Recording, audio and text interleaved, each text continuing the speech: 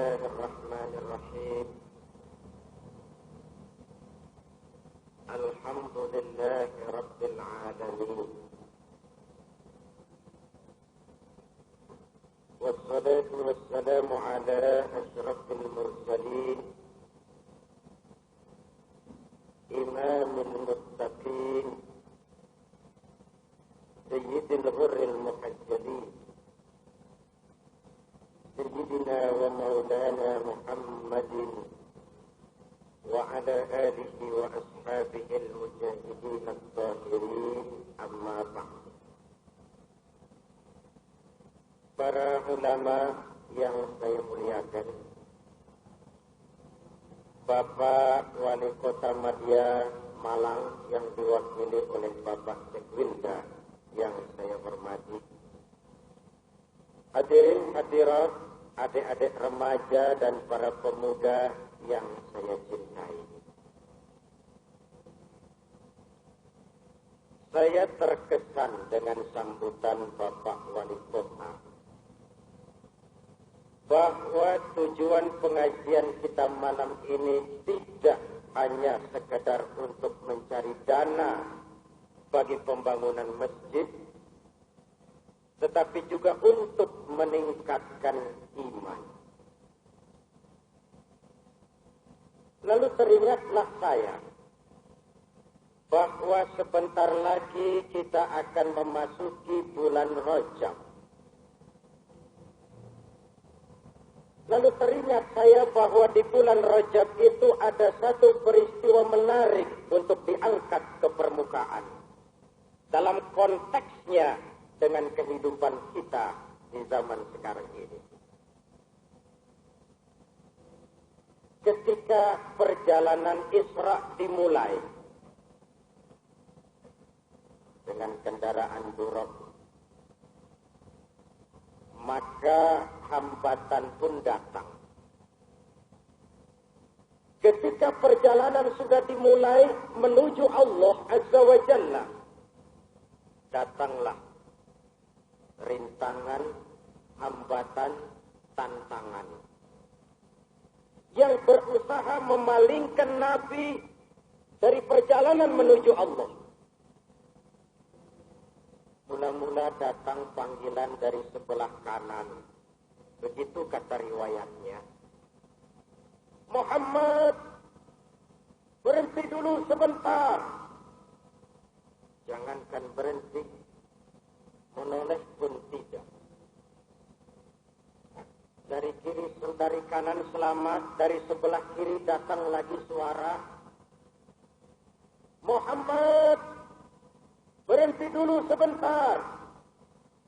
Menoleh pun tidak. Kiri kanan selamat, dari depan datang perempuan tua dengan dandanan mencolok. Nenek-nenek pakai belucin.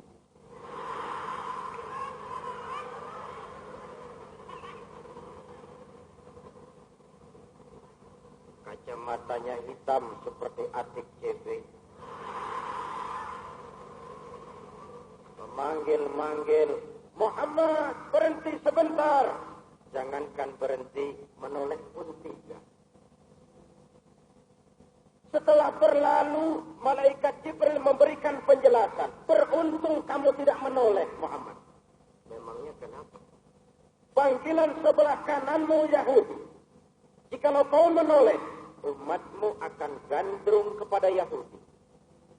Sementara panggilan kirimu Nasrani. Jikalau kau menoleh, umatmu bakal cenderung kepada Nasrani. Sementara perempuan tua dengan dandanan mencolok itu dunia. Jikalau kau hampiri, niscaya umatmu akan jatuh menjadi umat yang materialistis. 14 abad yang lalu, dalam perjalanan menuju Allah, Nabi dipanggil oleh suara Yahudi, Nasrani, dan dunia, dan beliau tidak berpaling. Disambut.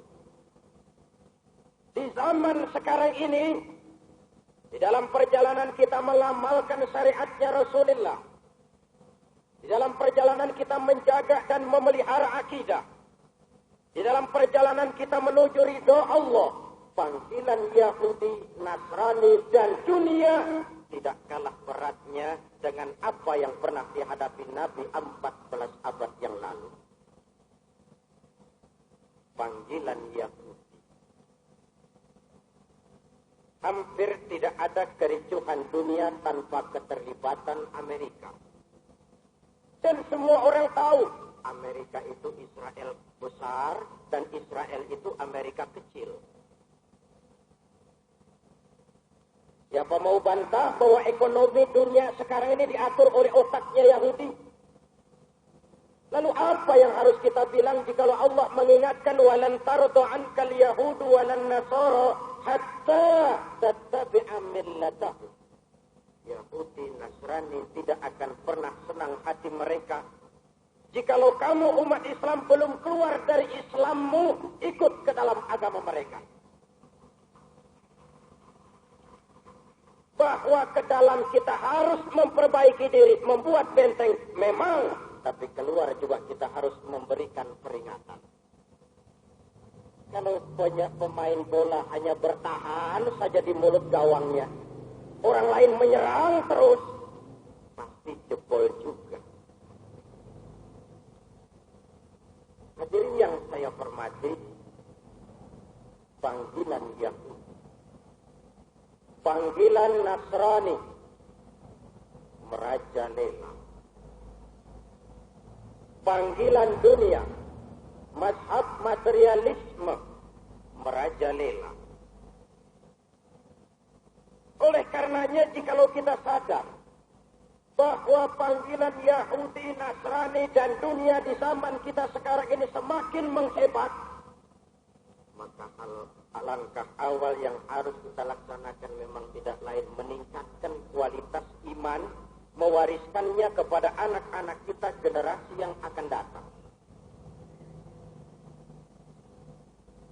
Orang-orang tua bijaksana dalam Al-Quran, kalau sudah berpikir tentang anak-anaknya, pertanyaan pertama yang mereka ajukan ialah ma ta'buduna min ba'di. Nah, kalau satu saat bapak meninggalkan engkau, kembali ke hadratullah azza wa jalla, apa yang akan kau sembah, nak? Jikalau sekarang ayahmu masih i'tikaf di masjid, jikalau sekarang ayahmu masih rukuk dan sujud menyembah Allah, kalau nanti orang tuamu tidak ada lagi, ma ta'buduna min ba'di, apa yang akan kamu sembah, nak? Ini yang ditanyakan Nabi Yakub kepada putranya. Ini yang ditanyakan Nabi Ibrahim kepada putra-putranya. Bagaimana kita orang tua sekarang? Kita malah bertanya, bukan ma ta'buduna min ba'di, tetapi ma ta'kuluna min ba'di. Kalau bapak tidak ada, nanti kamu makan apa, nak? Perkara kamu nyembah apa? Nomor 18. Ini kan orientasi, sudah orientasi materialis. Ibu-ibu, bapak-bapak, saudara-saudara hadirin yang saya hormati. Lebih-lebih setelah kunjungan Sri Paus ke Indonesia, terasa benar serbuan Nasrani ini. Dan prinsipnya saya memang tidak pernah keberatan orang lain menyebarkan agamanya. Ini negara Pancasila. Di negara yang berdasarkan Pancasila ini semua agama boleh tumbuh dan berkembang dengan subur. Boleh. Tapi mari saling menghormati. Mari saling menghargai. Mari menjaga kerukunan antar umat beragama. Jangan menyebarkan agama kepada orang yang sudah beragama.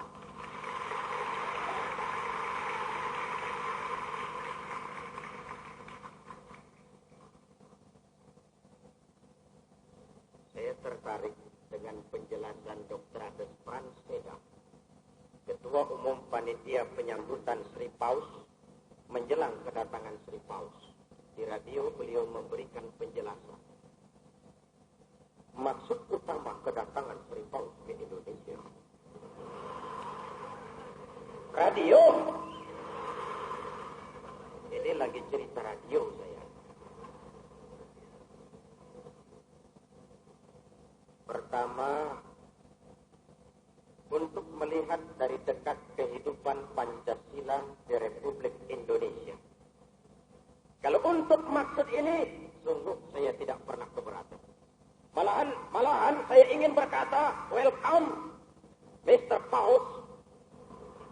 Lihat, kami punya Pancasila yang kami bangga dengannya, yang berhasil mempersatukan aneka suku yang tersebar di aneka pulau dengan latar belakang budaya masing-masing.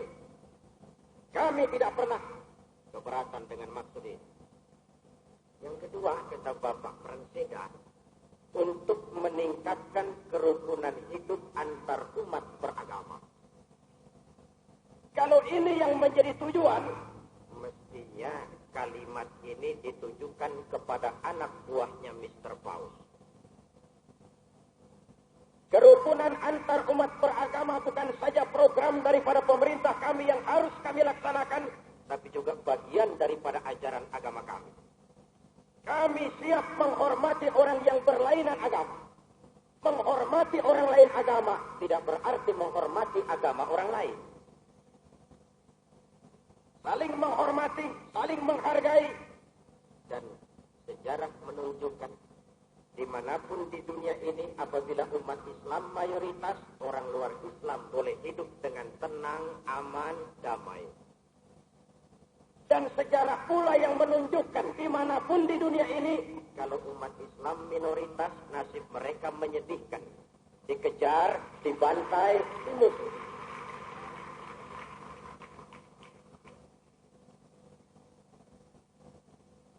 Oleh sebab itu keluar saya berkewajiban memberikan peringatan. Ke dalam adalah tugas kita membuat benteng, menggalang kebersamaan. Benar, seperti yang disampaikan oleh mubalik kita tadi, ronde partai tambahan. Tapi sesungguhnya itulah intinya. Ibu-ibu dan bapak-bapak, diperlukan kebersamaan. Tidak hanya bisa diblokir lewat mimbar, tapi juga harus kebersamaan. Di Jogja misalnya, ada pengajian tunas melati yang selain ngaji, sebulan sekali mereka turun ke lembah Kalicode, bawa beras, pakaian, obat-obatan, dan 60 kepala keluarga yang telah digarap Romo Mangunwijoyo, alhamdulillah berhasil diislamkan lagi.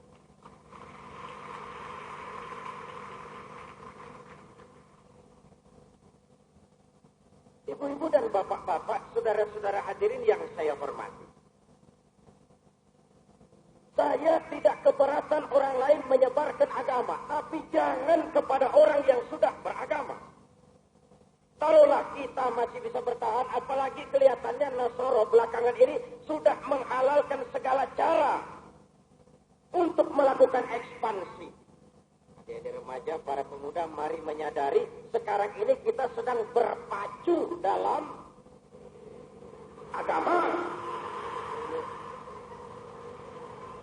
Dasar tukang TV.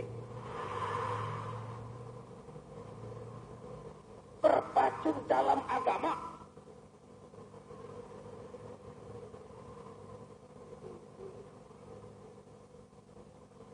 Yahudi ngebut, Nasrani ngebut, Kejawen, kebatinan ngebut, Hindu Buddha ngebut, kita Muslim lari. Udah lari, kadang-kadang lari di tempat lagi.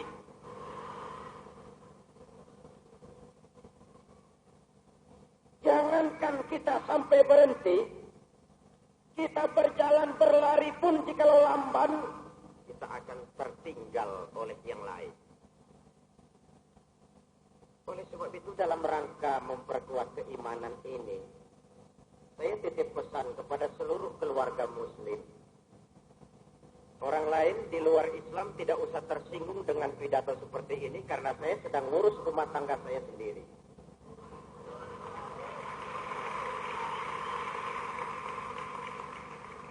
kepada seluruh keluarga muslim selalu saya pesankan. Pertama, cari sekolah untuk anaknya, hati-hati. Biar gedungnya bagus, mereknya mentereng, dapat beasiswa. Tapi jikalau iman dirampok, tidak usah. Ya Bu? Ya Bu? Apa?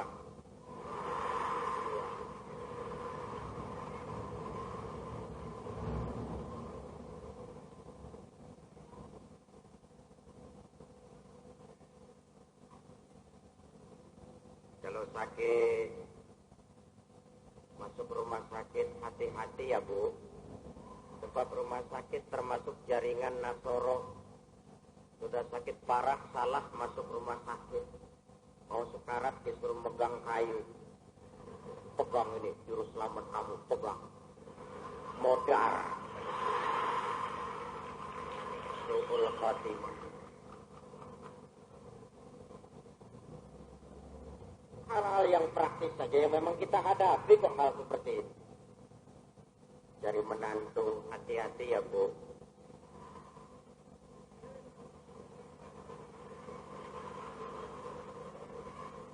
Tanya dulu anak gadisnya, Nduk, calon suamimu itu Nduk, Yusuf apa Yosef?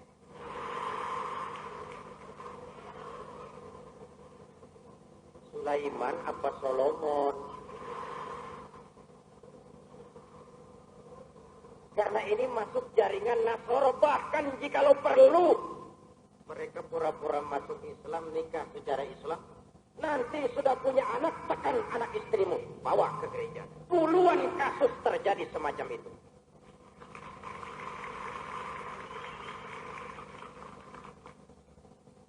Terakhir yang naik ke permukaan dengar, Bruri Besulima nikah dengan Anita Sarawak, masuk Islam.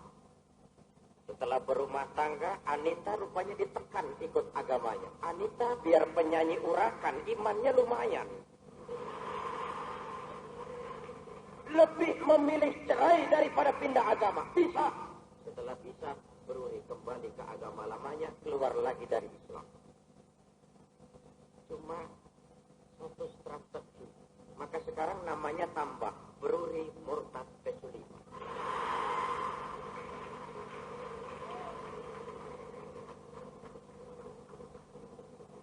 Cari menantu, hati-hati ya Bu. Cowok, ente cari cewek, hati-hati. Jangan karena cinta agama kau gadaikan. Teganian kau. Cowok, cari cewek, hati-hati. Cewek yang nenek-nenek diam saja.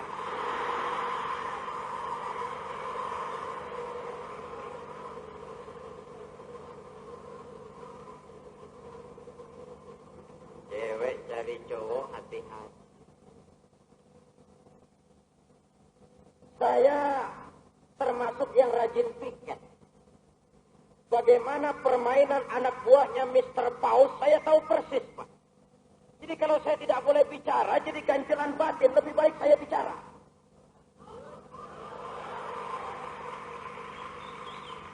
Saya tidak menyerang, hanya menjaga diri. Kalau menjaga diri tidak boleh, masa yang nyerang boleh?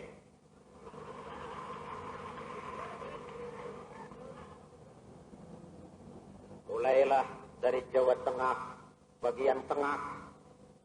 Saudara akan lihat betapa hebatnya Nasoro Gentayangan. Semarang, Ambarawa, Ungaran, Solo Tigo, Muntilan dengan sendang sononya. Jogja, Solo, Klaten, Wonosari, Gunung Kidul. Sekarang petanya sudah mengarah ke Jawa Tengah bagian selatan.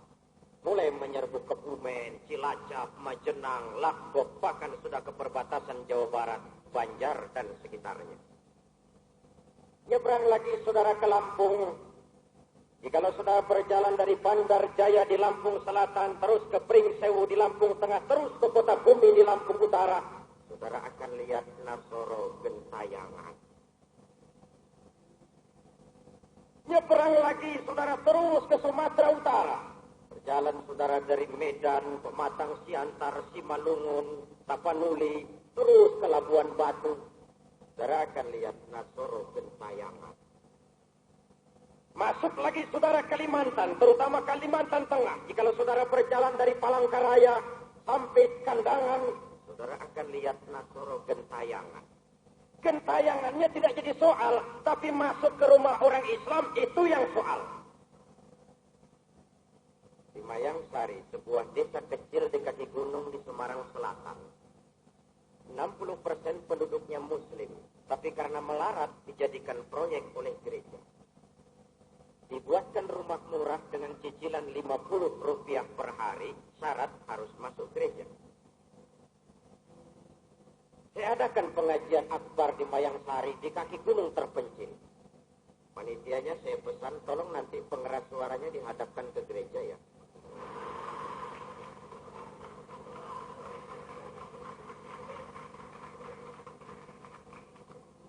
Saya pidato. Saya teriak-teriak, hei, rampok-rampok iman. Hei, maling-maling akidah.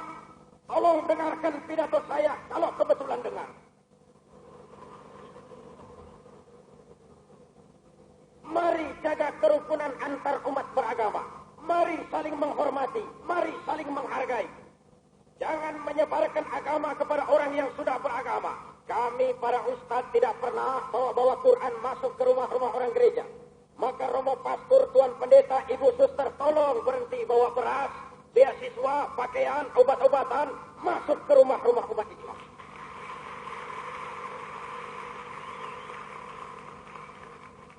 Pemerintah wasit. Wasit berpacu dalam pemerintah wasit. Saya yakin wasit adil.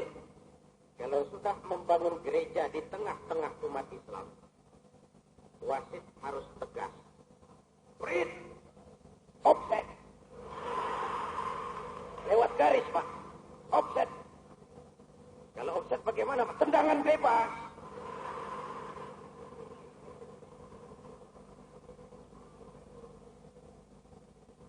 Kalau bola offset, jelas offset. Wasit diam saja.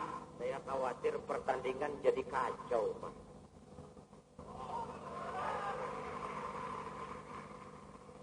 Ibu-ibu dan bapak-bapak, saudara-saudara hadirin yang saya muliakan. Panggilan Yahudi dan Nasoro. Panggilan dunia, apa sih isi dunia itu?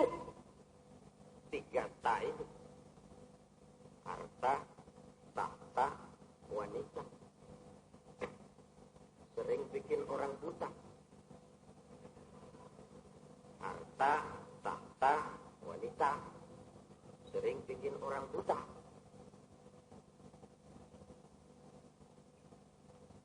Ibu-ibu dan bapak-bapak, saudara-saudara hadirin, jikalau kita sadar panggilan Yahudi, Nasrani, dan dunia sekarang ini semakin menghebat, maka apa yang disampaikan sambutan Pak Wali Kota tadi benar.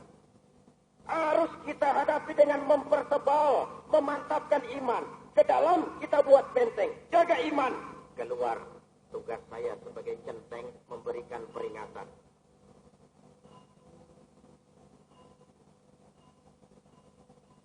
Bahkan di dalam Mi'raj itu juga ada riwayat tentang Masyitok.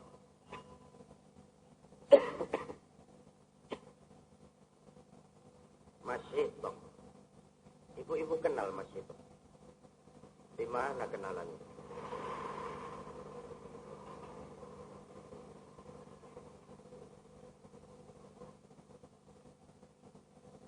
Nabi mencium bau yang sangat harum.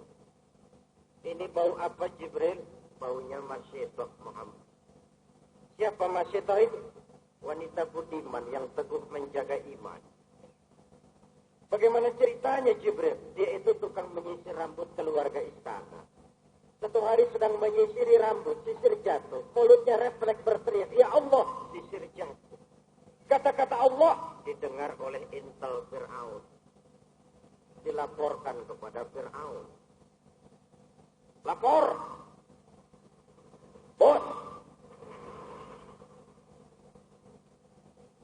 Fir'aun, ada apa, Tal?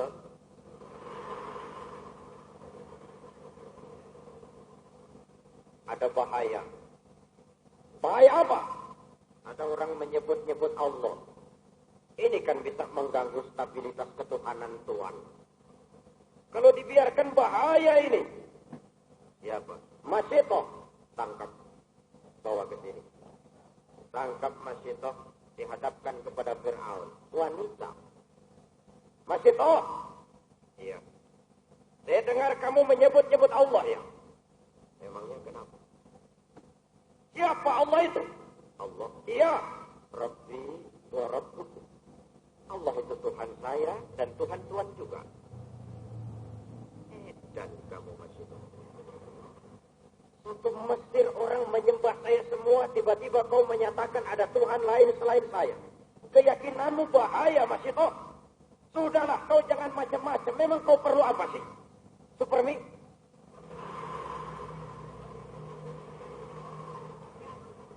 Beasiswa? Asal kau tuhankan aku, seluruh kebutuhanmu beres.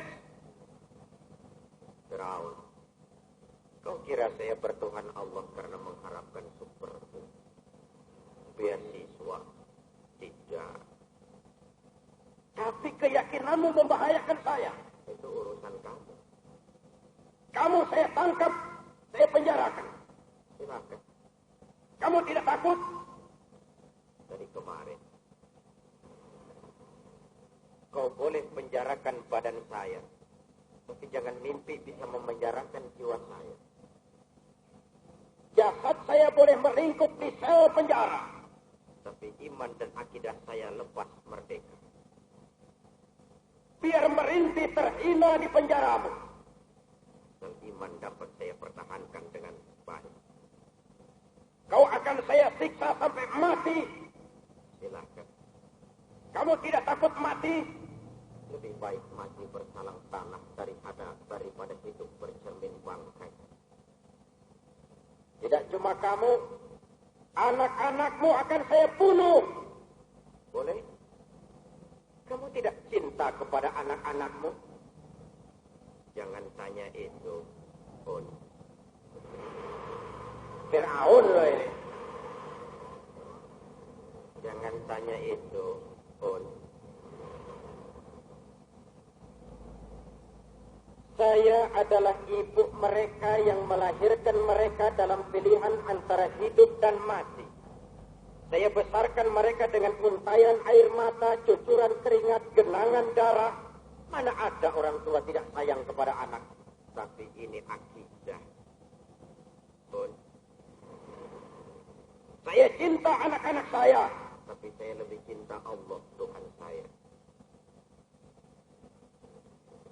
Suamimu juga akan saya bunuh. Silahkan. Sampai Fir'aun kepada puncak kemarahannya. Dipanggil Al-Bujuk. Jo! Al-Bujuk. Sini Jo. Cari tungku yang besar. Isi dengan air. Rebus sampai mendidih. Cari tungku yang besar, diisi dengan air, direbus mendidih, menggelegak air. Masih top, kau lihat air yang bergolak itu. Saya lihat. Panas kan? Tentu. Anak-anakmu seorang demi seorang akan saya rebus sampai mati. Bagaimana? Rabbi Allah, Tuhan saya tetap Allah. Mulai! Anaknya yang pertama diangkat oleh Al-Bujuk. Dimasukkan ke dalam tungku yang berisi air mendidih. Masitoh dengan air mata berurai melepas anaknya, melihat, menyaksikan di depan matanya menggelepar si anak meregang nyawa. Selamat jalan anakku. Ibu rela melepas Munah. Kau gugur mempertahankan iman. Kuatkan hati Munah. Kalaupun kita berpisah di dunia, semoga kita berkumpul di akhirat nanti. Kau gugur menjaga iman, nah.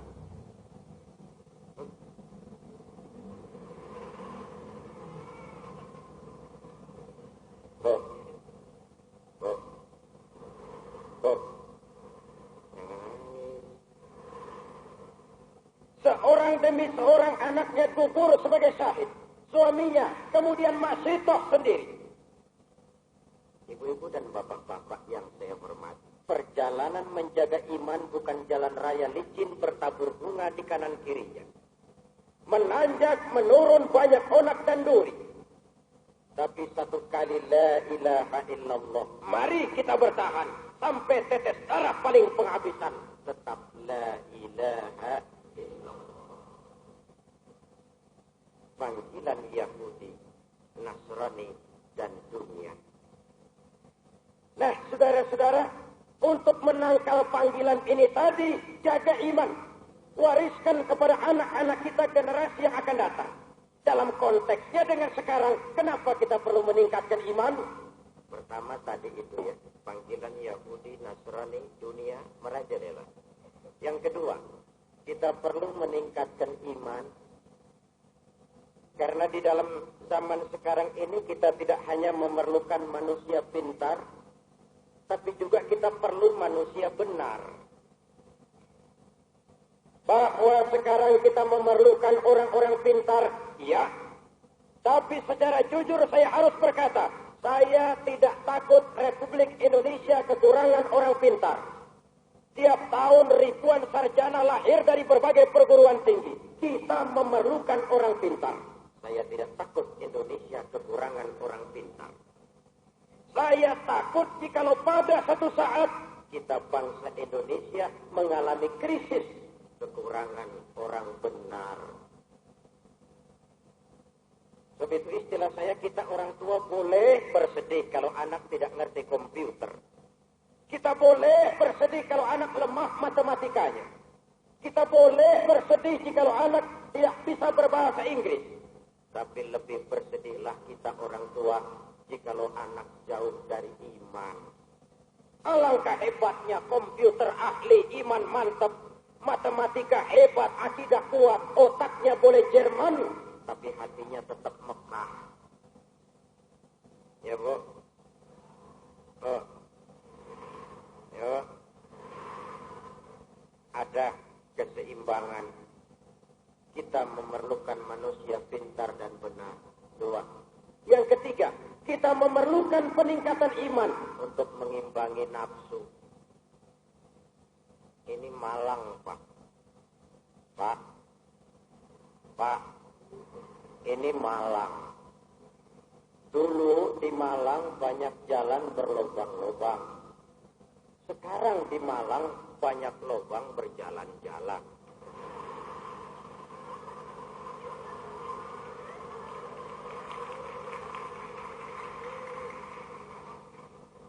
Kalau dulu jalannya berlubang-lubang, sekarang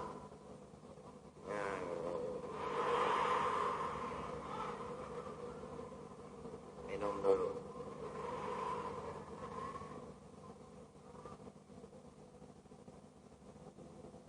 Dan disitulah uniknya manusia. Makhluk bernama manusia ini makhluk paling kompleks yang pernah diciptakan Allah. Malaikat cuma diberikan akal, tidak diberi hawa nafsu, maka kehidupan malaikat monoton. Maka kalau malaikat tidak pernah berbuat salah, pantas. Sebaliknya binatang diberikan otak tapi tidak diberikan akal. Binatang hanya diberi nafsu. Sebab itu kalau binatang tiap hari salah, pantas. Malaikat tidak pernah nyeleweng, wajar. Belum pernah kita dengar Jibril korupsi ayat. Ini ada ayat bagus nih. Gak usah disampaikan kepada bawahan, dimakan sendiri saja. Belum pernah. Dan itu wajar. Kita manusia diberikan kedua-duanya. Nafsu, akal. Akal, nafsu. Tiap hari sejak bangun tidur sampai kita tidur kembali, terjadilah pergolakan perjuangan antara bisikan akal yang positif, konstruktif, dengan bisikan nafsu yang negatif, destruktif. Kadangkala akal menang, kita pun naik, jadi malaikat cuma potongannya manusia. Kadang-kadang nafsu yang menang, kita turun. Ulaika kal an'am bal hum adall. Seperti binatang, bahkan lebih rendah daripada binatang. Kalau manusia sudah dikendalikan hawa nafsunya, lebih brutal daripada binatang. Itu istilah saya, bagaimanapun buasnya seekor kerbau, makanannya cuma rumput. Tapi manusia kalau sudah puas, tidak cuma makan nasi, kabel telepon, semen, batu kali, minumnya solar, lebih puas daripada. Untuk mengendalikan nafsu itulah diperlukan peningkatan iman. Makin tinggi status sosial, makin tinggi kualitas iman, akan semakin berat bisikan nafsu. Apa dikira orang kalau sudah jadi ustadz, sudah daerah bebas iblis? Malah makin gemuk iblisnya. Kalau kita imannya iman tipisan, yang goda iblis recehan. Tapi iman ini tebal, yang goda iblisnya bukan sembarangan, paling kurang hasil penataran. Jadi yang mau digoda, iman tebelan.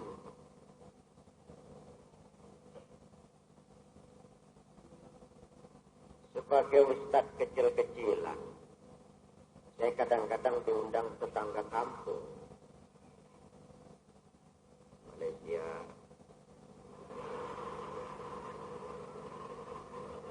Tetangga kampung. Singapura, Brunei. Satu malam saya pernah memberikan ceramah di Stadion Queenstown di Singapura. Saya kembali ke hotel tempat saya menginap, The Mandarin Hotel di kawasan Orchard yang katanya Hollywoodnya Asia, saya nggak ngerti lah. Tengah malam selesai sholat, pintu kamar saya diketuk orang. Saya buka, si Amoy.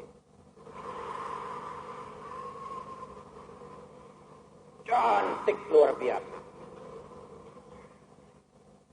Dia tanya saya, "You need a friend? Tuan perlu kawan?" Saya bilang, "Kawan macam mana, Encik?" "Ya macam saya lah," katanya. "Maksud Encik apa nih?" "Saya sanggup menemani Tuan dengan seluruh pelayanan yang saya bisa." Saya bilang, Encik nih apa tak salah pilih agaknya nih."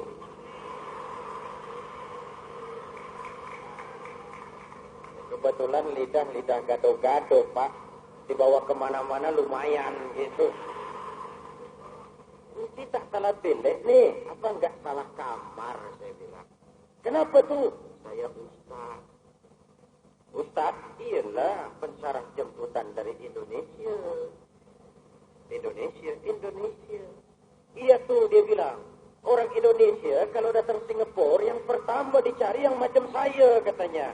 Alamak, minta ampun.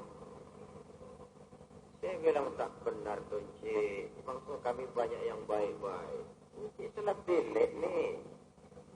Jadi bila lain saja, panjang lebar saya bicara. Akhirnya tertipu malu, dia pergi. Saya pikir juga. Namanya laki-laki normal mesti mikir, Pak.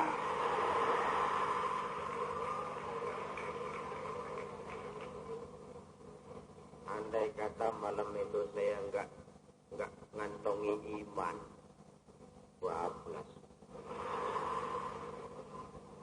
Kenapa tidak bablas? Yang datang kelewat cantik, menawarkan diri tengah malam, udara cukup dingin, tidak seorang pun tahu. Saya pikir buat urusan begini saya juga belum terlalu tua.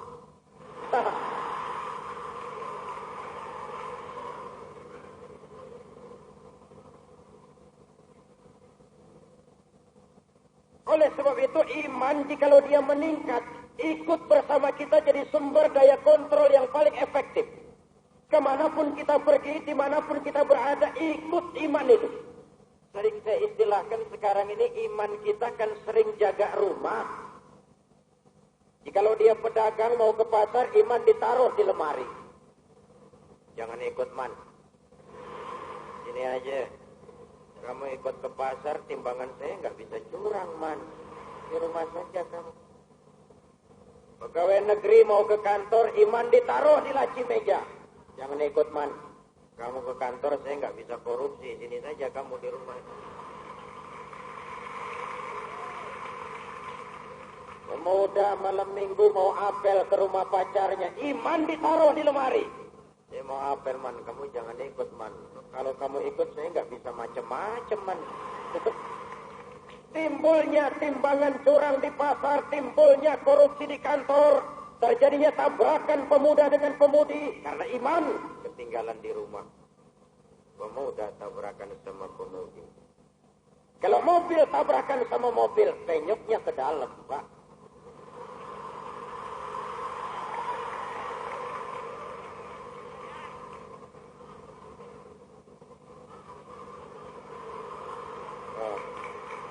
Yang pernah tabrakan pasti tahu.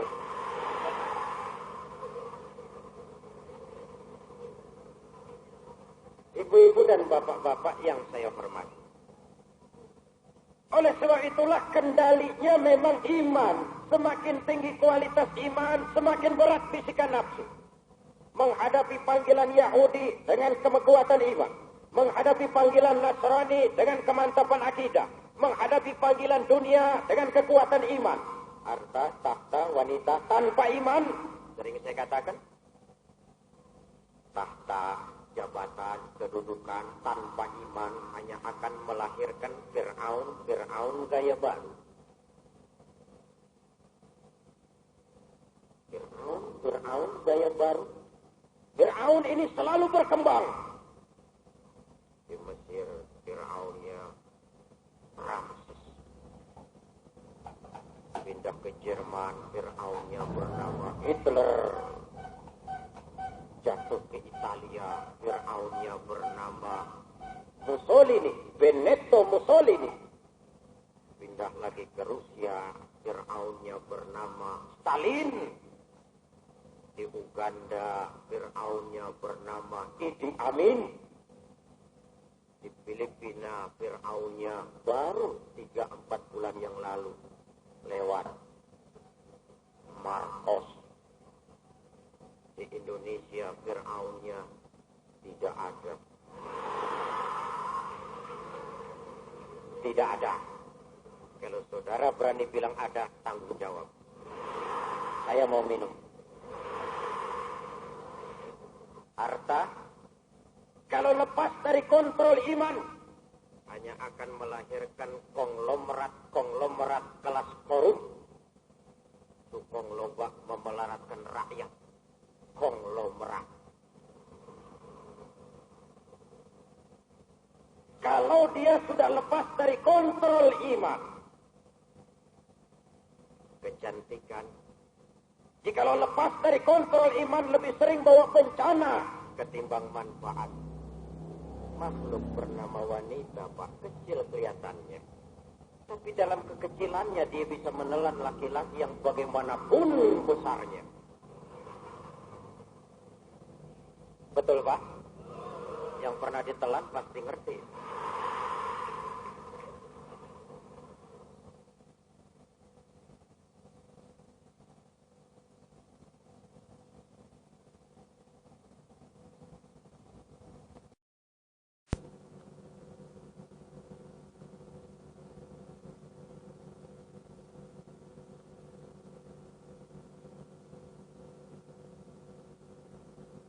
Gary Hart mundur dari pencalonan presiden, bangkrut oleh karena Donald Rice. Puno, Perdana Menteri Jepang, baru beberapa hari mundur karena skandal geisha. Ya Allah, moral orang Jepang tinggi sekali. Kalau istrimu kau khianati, apalagi bangsamu, mundur kau Uno. Mundur si Uno.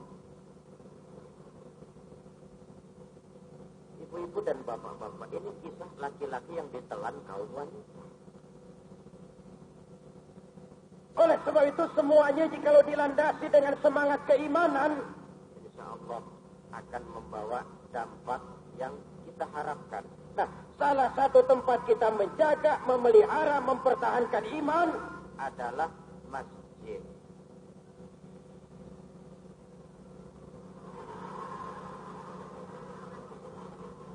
Saingan nih ya.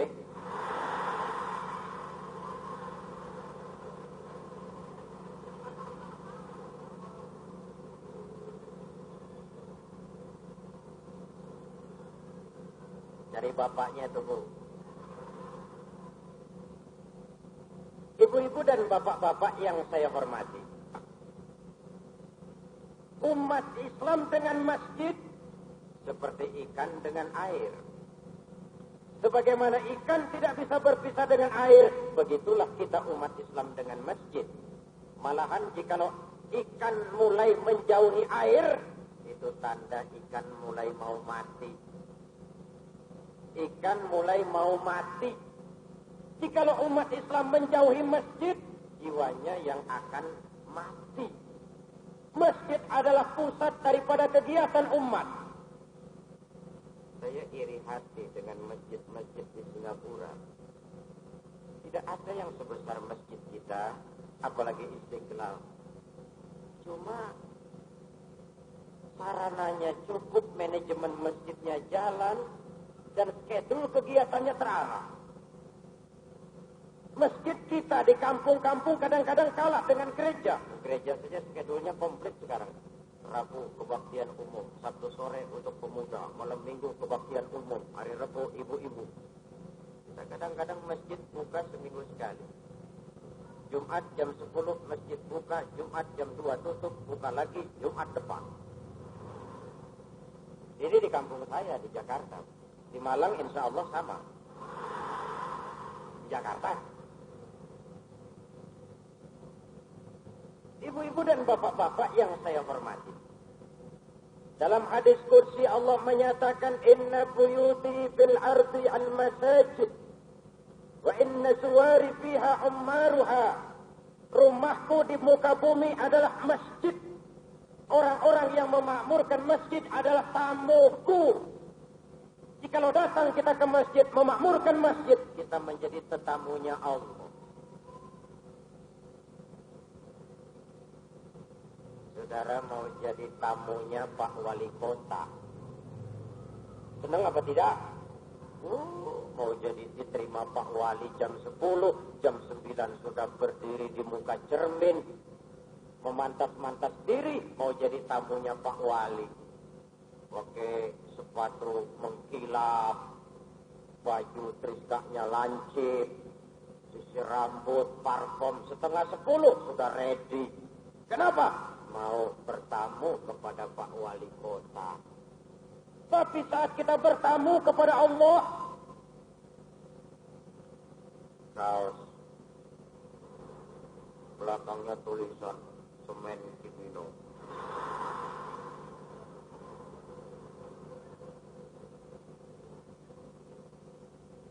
Ibu-ibu dan bapak-bapak yang saya hormati.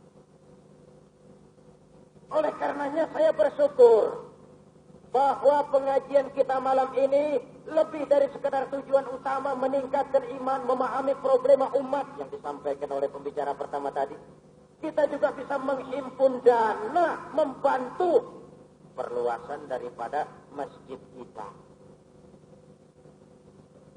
Saya tahu ibu-ibu dan bapak-bapak sudah mengeluarkan infak lewat undangan. Sebagian berdiri, sebagian lagi di luar. Ibu-ibu dan bapak-bapak yang saya hormati, Pak Wali, Pak Bupati sudah membantu, alhamdulillah. Dan kita umat Islam ini memang bukan tidak punya potensi. Kita hanya kurang pandai menginventarisir potensi yang dilatar belakangi oleh kurangnya kesadaran untuk berbuat atas nama dan demi kepentingan agama.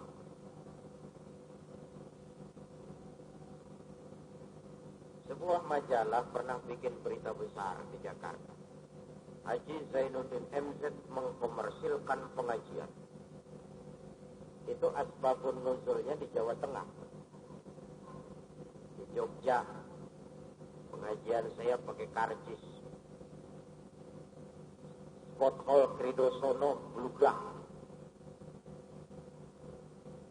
Di Gor Semarang Simpang 5. Pintu stadion jebol. Di Stadion Teladan Medan. Pada mulanya saya juga keberatan. Saya tanya panitia, Mas, panjenengan itu gitu. Mau ngaji kok di karcis. Yang sewu sangat, Ustaz. Kenapa? Kita perlu dana. Untuk apa? Untuk pembangunan masjid. Gambarnya mana? Ini. Biayanya berapa? Sekian. Lokasinya di mana? Sebelah sana. Benar? Benar. Silakan. Kalau memang buat kepentingan masjid, pesantren, madrasah, yatim piatu, kegiatan agama, dan saya masih laku untuk dijual, jual saja.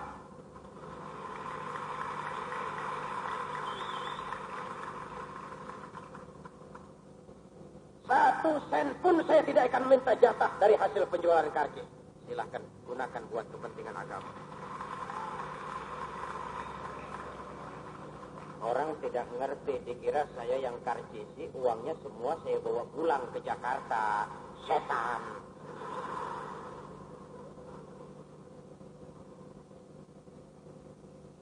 Ibu-ibu dan bapak-bapak yang saya hormati. Dan membantu pembangunan masjid itu cuma zahirnya kok memberikan kepada panitia. Hakikatnya kita cuma nitip. Mas panitia, saya titip 1 juta, Mas. Untuk kepentingan saya di alam kubur dan di akhirat nanti. Silahkan uangnya dibelikan semen, pasir, batu kali, atau apa yang diperlukan buat masjid. Saya cuma titip ini untuk saya di alam kubur dan di akhirat nanti. Hakikatnya kan cuma titip.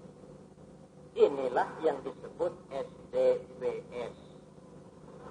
Bukan SDSB, SDBS. Sumbangan dana berhadiah surga.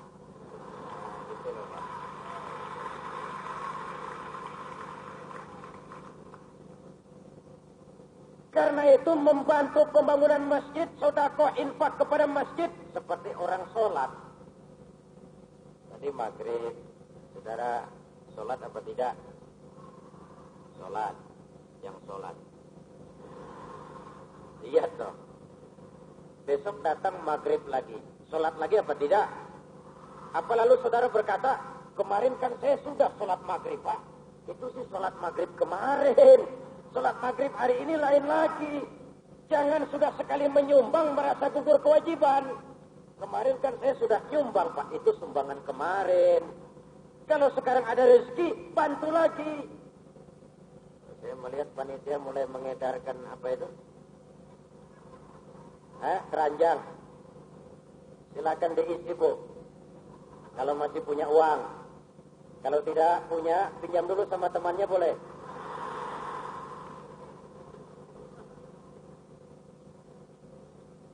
Ibu-ibu dan bapak-bapak yang saya hormati,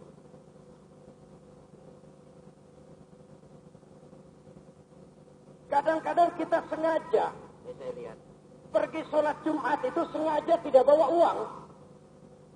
Maka di masjid yang saya lihat paling lancar itu kotak. Dari ujung ke ujung jarang macet.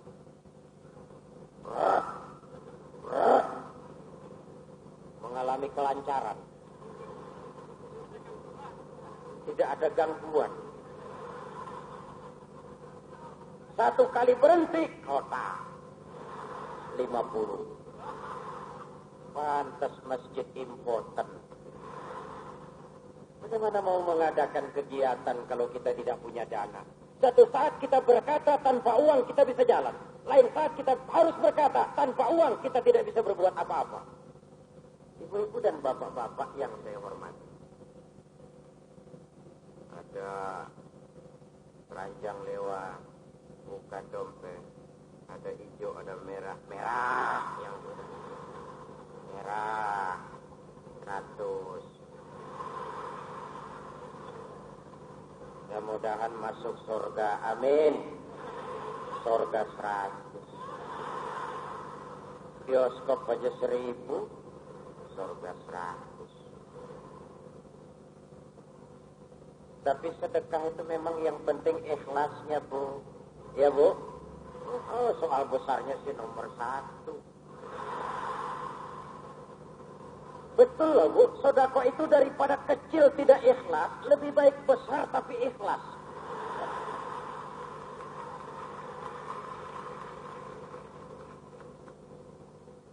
Milik kita adalah apa yang kita belanjakan di jalan Allah. Itu yang tidak bisa diganggu oleh orang lain. Itu yang tidak akan diakui orang lain. Itu yang tidak akan bisa dicuri orang lain. Semua yang sudah kita belanjakan di jalan Allah. 1 miliar diperlukan dana. 1 miliar. Kecil. Kecil apa besar? Besar. Besar apa kecil? Kecil. Ya besar kalau kita sendiri. Kecil karena kita umat Islam ini banyak. Kalau satu hari umat Islam di Malang mau berhenti ngerokok 1 batang saja, nawaitu sauma ghadin an ngerokoi.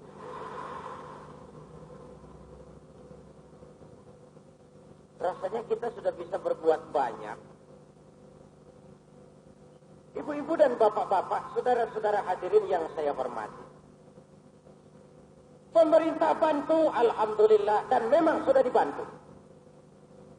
Tidak dibantu, kewajiban kita membangun tempat kita melaksanakan ibadah kepada Allah Subhanahu wa Ta'ala.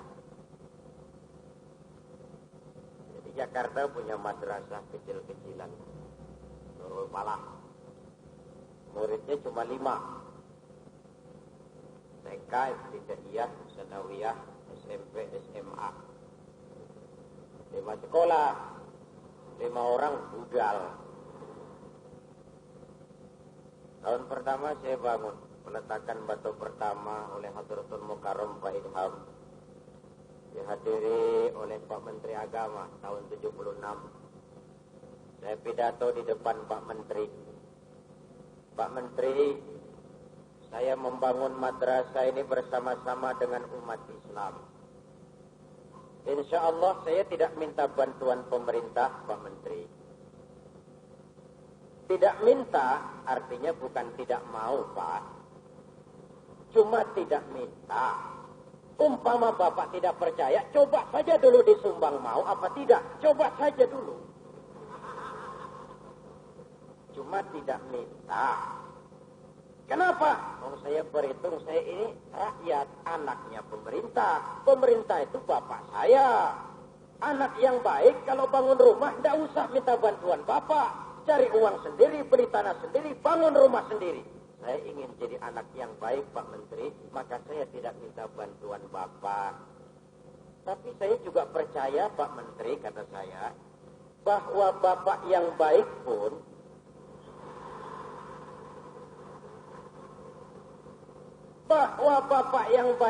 kalau melihat anak sudah berusaha setengah mati membangun dan belum juga selesai, ya dibantu. Sama-samalah kita berusaha menjadi yang baik. Dan seperti sering saya jelaskan, orang membantu memang sesuai dengan kemampuannya. Saya sering ceritakan Nabi Sulaiman waktu mau jihad mengadakan mobilisasi dana. Tidak cuma manusia, binatang ikut nyumbang. Datang gajah, nyumbang kerbau. Datang kerbau, nyumbang kambing. Datang kambing, nyumbang ayam. Datang ayam, nyumbang burung. Datang burung, nyumbang belalang. Terakhir datang belalang, nyumbang semut. Gajah yang menyumbang kerbau melihat belalang cuma nyumbang semut, ngenyek. Semut, belalang, semut kamu sumbang untuk apa, Nabi Sulaiman? Kecil, lihat saya nyumbang kerbau, kata gajah. Nabi Sulaiman senyum. Kemudian bersabda, Al-hadiyatu biqadril mufti. Jah, jangan sombong, Jah. Biar kamu nyumbang kerbau, belalang nyumbang semut, kamu jangan bangga, Jah. Pemberian itu sesuai dengan kemampuan orang yang memberi.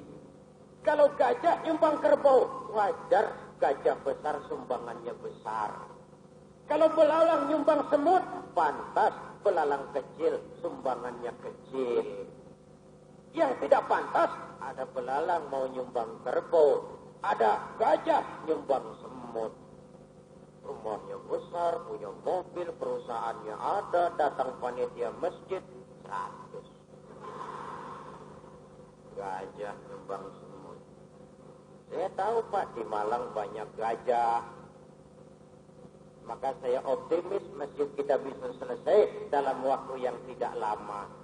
1 miliar itu besar kalau kita sendiri.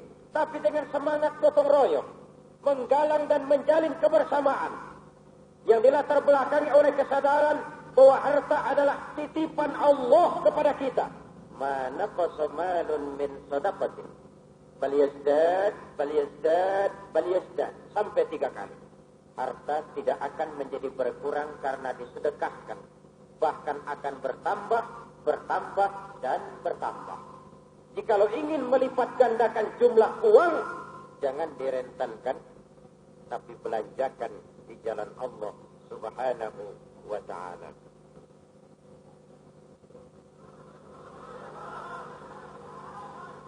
Iya, yang mau berhenti siapa? Saya cuma ngelihat jam. Usil benar sih.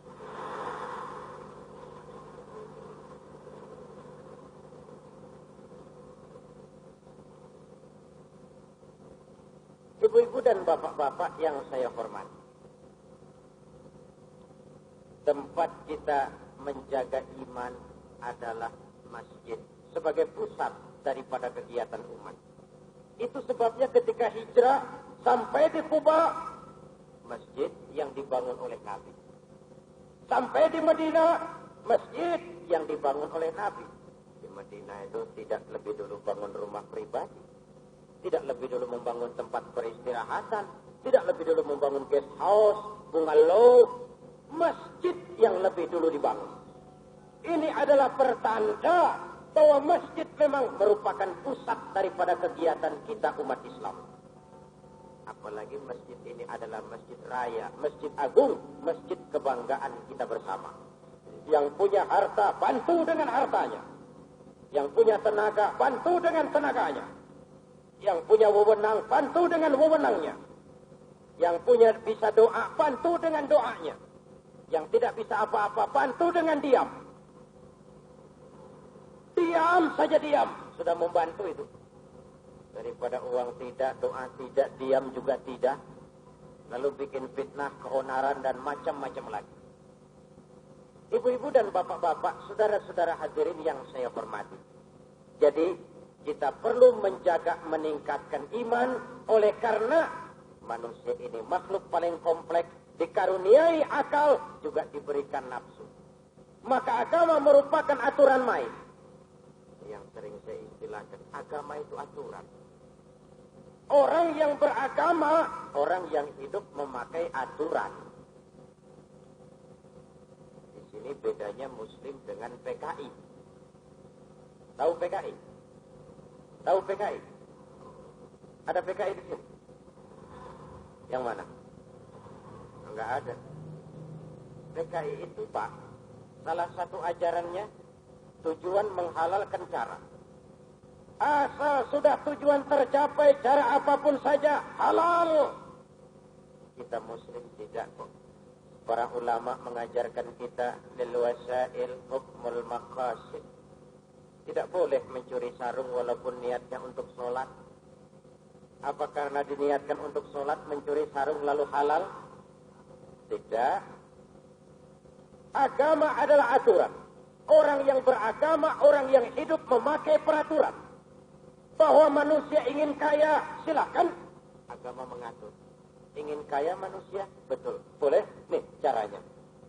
Wa ahallallahu al-bai'a wa harrama riba. Allah halalkan jual beli, Allah haramkan riba. Ingin kaya, silakan.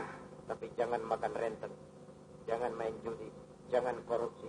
Jangan nipu orang lain. Sekarang banyak orang belajar matematika di luar sekolah. Di warung, kertas dibolak-balik, tambah, dikurang, dijumlah, nggak pernah lulus-lulus. Pengumuman testingnya tiap malam Kamis. Malam Kamis ya? Yang langganan pasti tahu.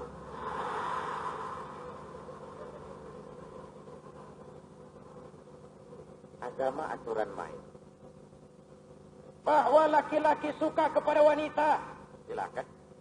Yang laki-laki suka apa enggak kepada perempuan? Suka apa enggak? Normal. Kalau bilang enggak suka, saya curiga, impoten. Silahkan, agama memberikan aturan main lewat pintu yang disebut nikah. Hai laki-laki, kau senang kepada wanita? Betul, boleh. Sini, lewat pintu yang disebut nikah. Jangan seperti ayam, kawin tiap hari, nikah tidak mau. Berapa? Satu juga enggak habis. Kurang Pak, dua kan?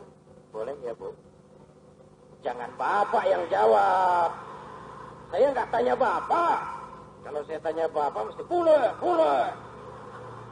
Saya tanya Ibu. Boleh kan Bu?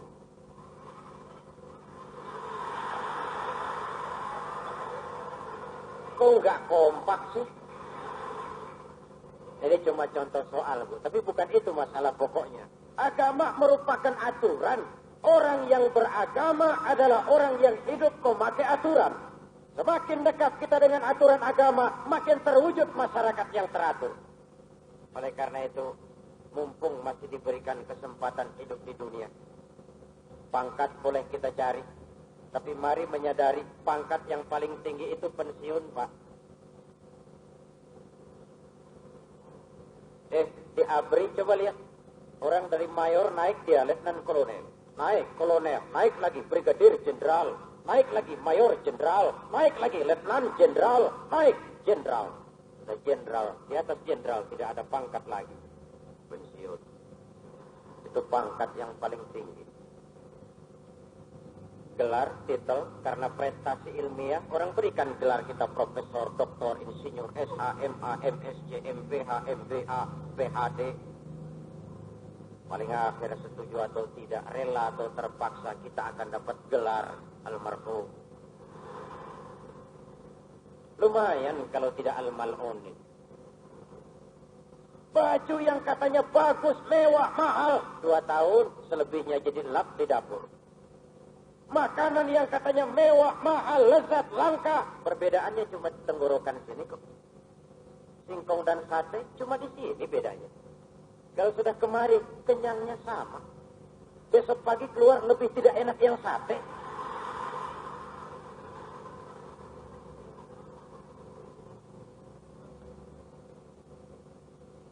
Dan puncaknya satu saat setuju atau tidak, rela atau terpaksa, kita akan meninggalkan semua ini. Kembali kepada Sang Maha Pencipta. Dikala itulah kita diperlakukan dengan penuh penghormatan. Dikala kepindahan kita dari alam dunia ke alam barzakh. Walaupun sudah besar, kita tidak usah mandi sendiri. Disayang betul. Tidak usah mandi sendiri. Ada petugas khusus. Sudah selesai mau berangkat akan berjalan sendiri. Tidak usah. Sini saja naik kendaraan yang paling angker. Beranda jenazah. Siapa naik pasti mati. Belum pernah gagal. Naik mati.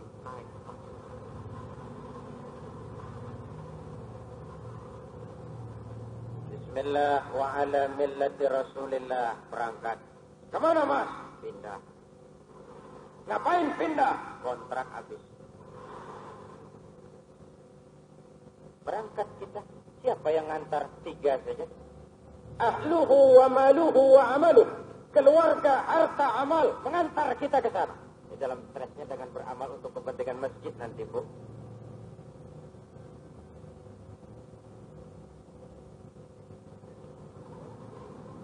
Ya, keranjang diedarkan, tapi yang ceramah seorang saja ya.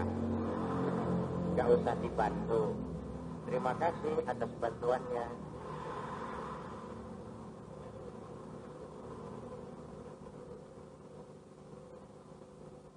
Sampai mana tadi?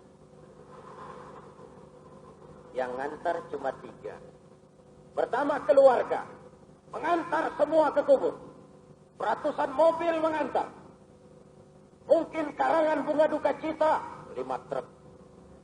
Dilepas dengan pasukan kawal kehormatan, turun ke liang lahat, diiringi tembakan salvo 21 kali. Liang pun ditutup, tanah pun ditimbun. Selesailah yang selesai, tinggallah yang tinggal, pulanglah yang pulang. Pasukan kawal kehormatan bakal kembali ke asrama. Onggokan bunga duka cita 5 truk akan jadi sampah tanpa makna. Tembakan salvo yang 21 kali itu tidak bikin Munkar Nakir jadi mundur.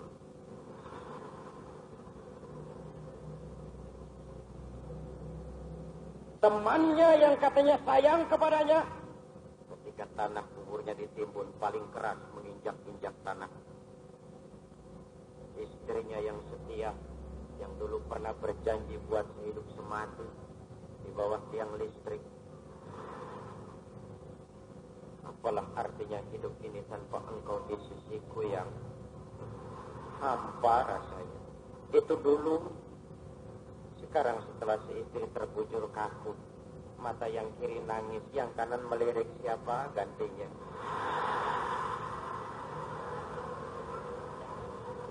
Kejam.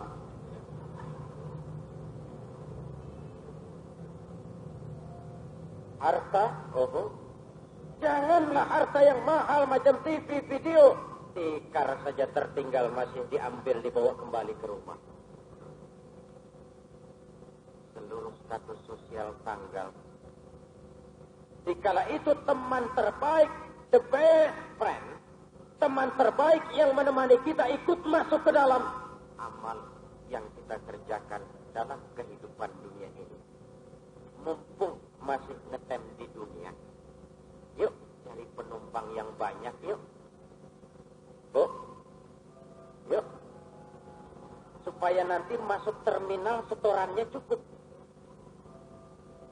Terminalnya fariqun fil jannah wa fariqun fis sa'ir, dan kita berharap fariqun yang fil jannah itu dengan syarat setoran amalnya cukup.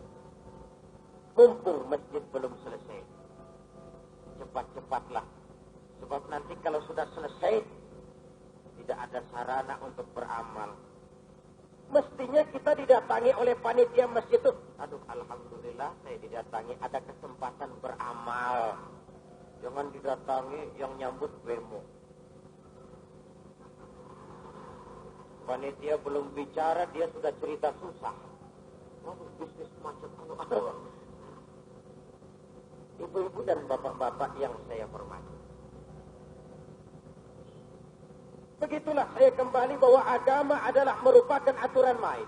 Orang yang beragama, orang yang hidup memakai aturan.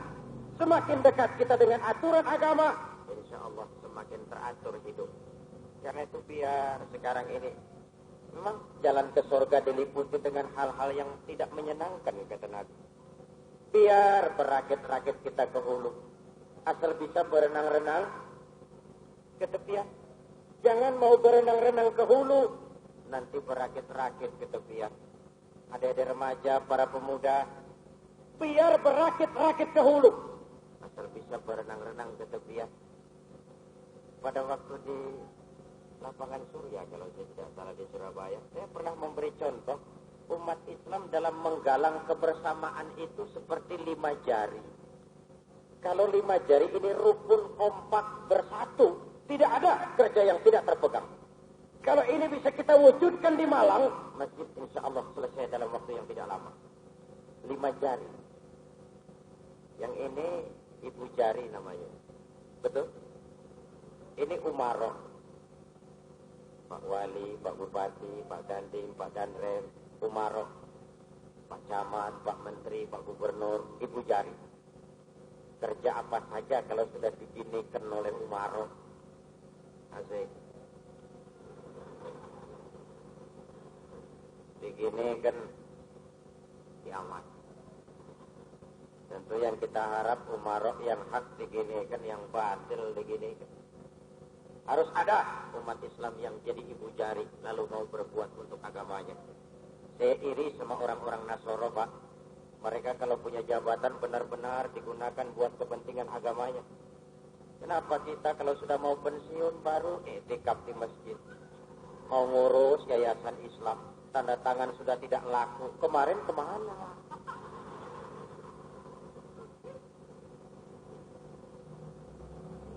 Ibu jari. Yang ini telunjuk. Ini agnia, orang-orang kaya. Gajah. Di mana-mana kalau orang kaya yang nunjuk, selesai, Pak. Anak nanti masjidnya dibangun sebelah sana ya. Itu kalau orang kaya yang nunjuk, selesai. Telunjuk dia soalnya. Tapi kalau kita yang kere yang nunjuk-nunjuk, sebelah sana ya orang bilang apa-apaan.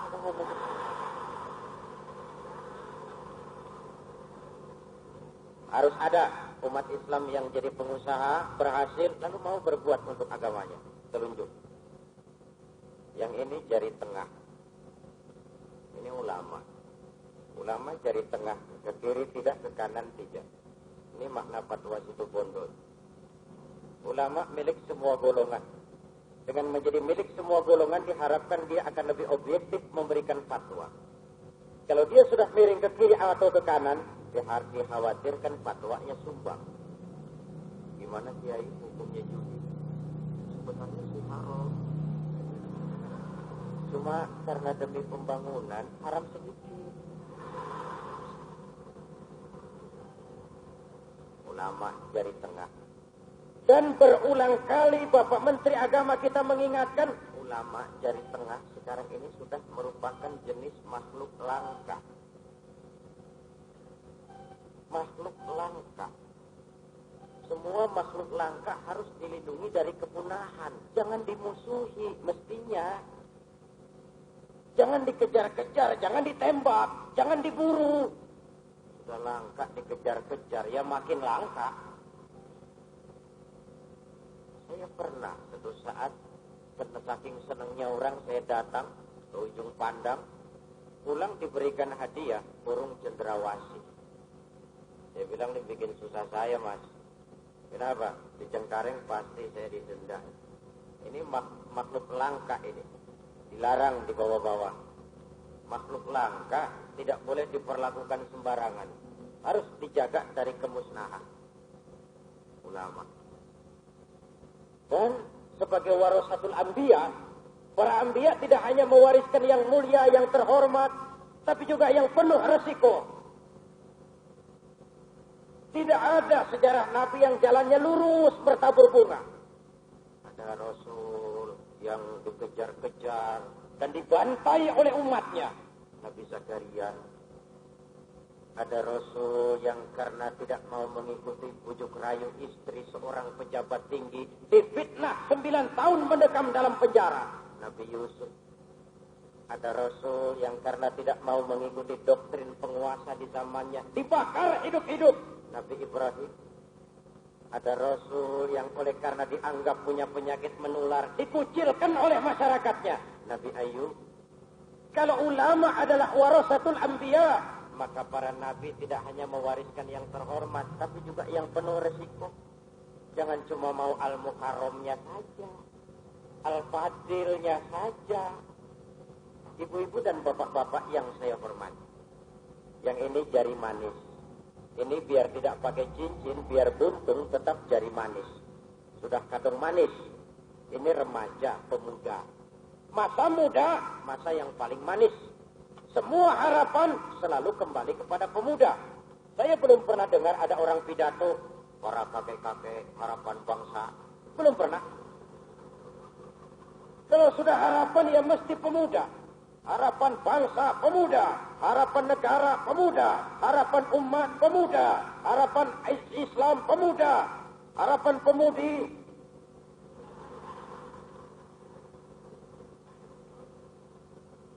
Dari remaja, para pemuda, tanggung jawabmu tidak semakin ringan. ya untuk kepentingan agama, ya untuk bangsa dan negara yang kita cintai ini. Maka mumpung muda, biar berakit-rakit ke hulu. Asal bisa berenang-renang ke tepian. Lebih baik makan singkong betulan daripada makan roti tapi mimpi. Ayo, lebih baik mana? Makan singkong betulan, makan roti mimpi. Lebih baik mana? Lebih baik makan roti betulan. Milih aja nggak bisa. Yang saya maksud, jikalau perlu, lebih baik sekolah sambil dagang koran, sekolah sambil semir sepatu, sekolah sambil parkir mobil, daripada petatang peteteng tanpa prospek hari depan yang ada artinya. Menghitung bintang di langit sambil mengumpulkan jikalau. Jikalau andai kata umpama misalnya, orang sudah kemana-mana, kita masih bergelut dengan jikalau. Biar berakit-rakit ke hulu, asal berenang-renang ke tepian. Jangan dibalik. Mau berenang-renang ke hulu, nanti berakit-rakit ke tepian. Seperti Presiden Marcos. Itu Marcos tuh contoh. Orang kalau mau berenang-renang ke hulu, berakit-rakit ke tepian. Mau bersenang-senang dulu, bersakit-sakit kemudian. Contoh Marcos. Mumpung jadi presiden. Marcos. Mumpung apa saja punya Marcos. Gunung punya Marcos. Laut punya Marcos. Langit Marcos. Istrinya diangkat jadi gubernur Metro Manila. Punya sepatu 2000 pasang. Celana dalam 1 pabrik.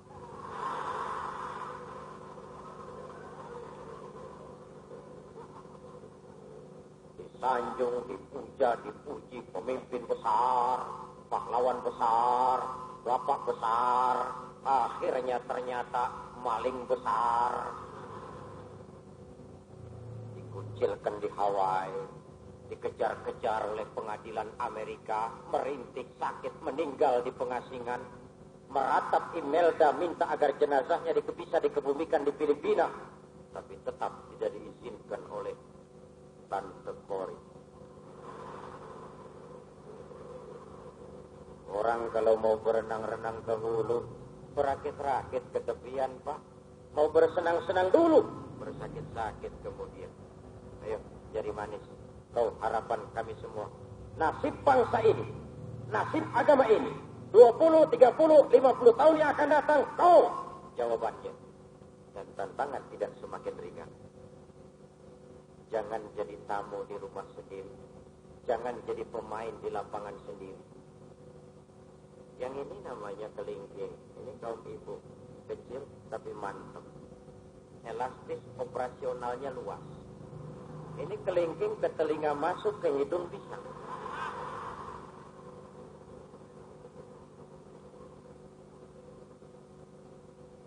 Artinya, an-nisa imadul bilad. Wanita itu tiang negara. Jikalau baik wanita, baik negara. Jikalau rusak wanita, hancur negara. Terus wanita tidak cuma urusan segitiga. Dapur, sumur, kasur. Kasur, sumur, dapur.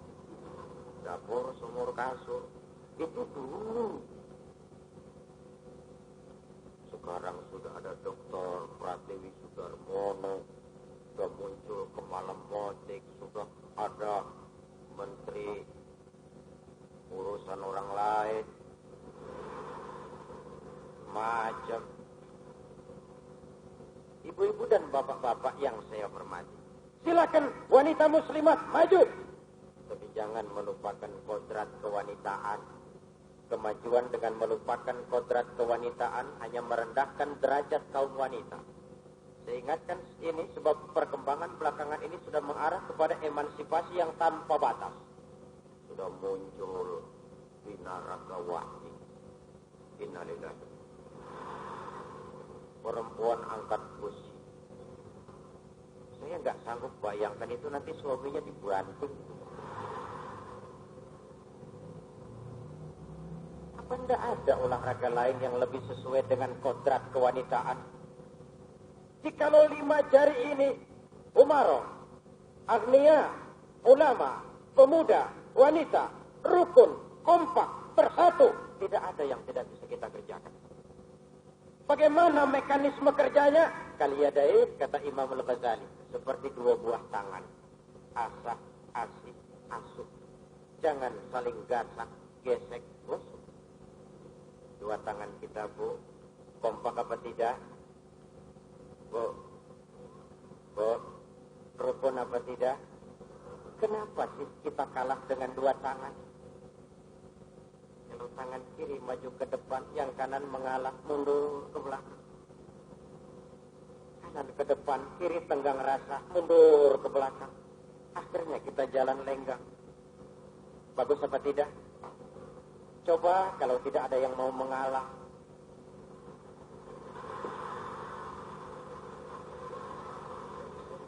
Umat Islam sering seperti robot, kaku, kehilangan dinamika gerak, kehilangan ruh perjuangan pada saat sudah tidak saling tenggang rasa. Tangan kanan kerjanya bagus-bagus, betul Bu? Salaman kanan, tanda tangan kanan, ambil kue kanan, hitung duit kanan, kiri tidak pernah protes. Tahu diri. Kata tangan kiri, memang tugas saya bidang pembersihan. Ya sudah, pembersihan saja. Tapi yang tangan kanan juga tenggang rasa. Apa kata tangan kanan? Sabar saja kamu kiri. Walaupun yang pegang duit aku, nanti sudah jadi duit aku beli jam tangan, kamu yang pakai. Rukun apa tidak? Kenapa sih kita kalah dengan 2 tangan? Alangkah nikmatnya jikalau yang berkuasa melindungi yang lemah, yang alim membimbing yang awam, yang kaya menyantuni yang miskin.